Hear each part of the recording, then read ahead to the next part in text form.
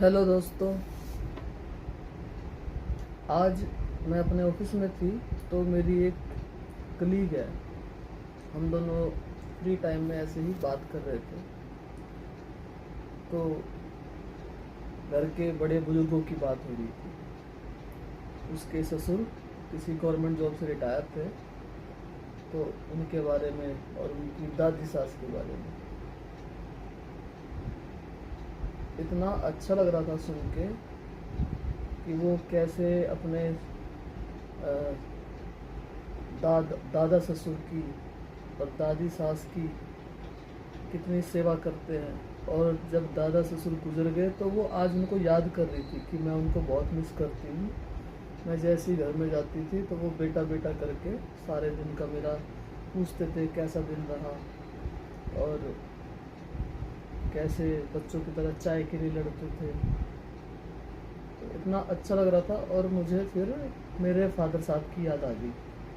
मेरे फादर साहब रात को 10 बजे आए, 12 बजे आए। वो आके मेरे जो बाबा थे उनको आवाज़ देते थे, और जो बड़े बुजुर्ग होते हैं वो बड़ी कच्ची नींद सोते हैं, तो एक ही आवाज़ में बाबा रिप्लाई करते थे। और मेरे पापा बिल्कुल उनकी चारपाई के पास ज़मीन में बैठ जाया करते थे।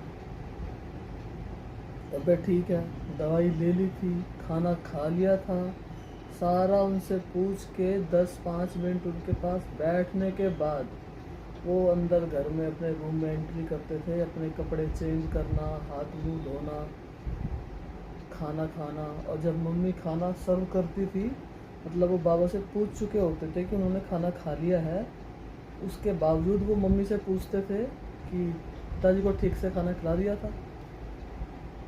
आजकल की जनरेशन में ऐसा कुछ है ही नहीं।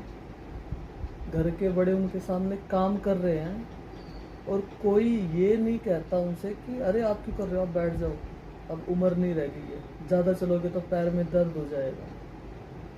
कोई तुम्हारा सामान लेके आना है कि नहीं लेके आना है, कोई नहीं पूछता। तो ये हमारे ना जेम्स है, रत्न है ये हमारे। हमें इनको देखना चाहिए। जैसे इन्होंने हमारा ध्यान रखा है बचपन में, ऐसे अब हमारा टर्न है इनका ध्यान रखने का। तो अपने सभी बड़ों का बहुत ध्यान रखिए, बहुत सम्मान दीजिए। आप उनके लिए इतनी सी चीज़ लेके आओगे ना, तो वो 4 लोगों को बताएंगे मेरे लिए ये लेके आए, मेरे लिए ये लेके आए। और वो उनका आशीर्वाद होता है।